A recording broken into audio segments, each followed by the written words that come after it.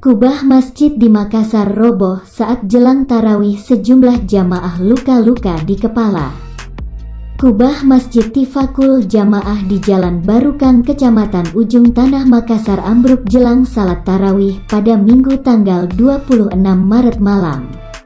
Dilansir dari Tribun Timur, insiden itu terjadi saat masjid dipadati jamaah yang hendak salat tarawih.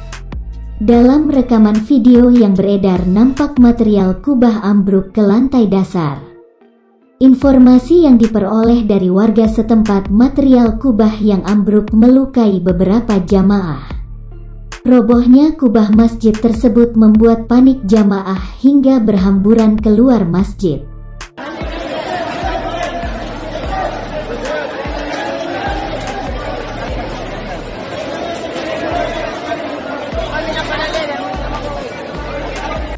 Berdasarkan informasi yang diperoleh, ada 6 orang jemaah yang dikabarkan tertimpa reruntuhan.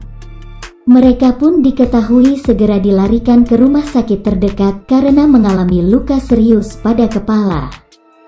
Diketahui ke-6 korban luka adalah jemaah pria, 1 diantaranya belum sadarkan diri. Menurut kesaksian jamaah, Ardi menuturkan jika peristiwa ini berawal saat jemaah baru saja melaksanakan salat Isya. Kemudian saat mendengar ceramah atau sebelum salat tarawih, tiba-tiba saja kubah yang berada di tengah itu roboh.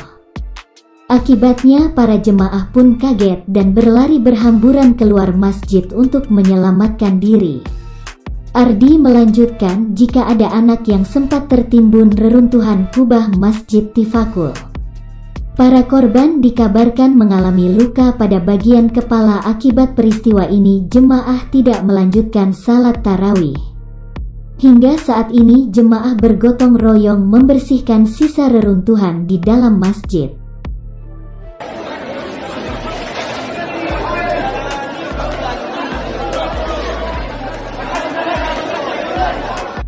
Ya Allah, astagfirullahaladzim.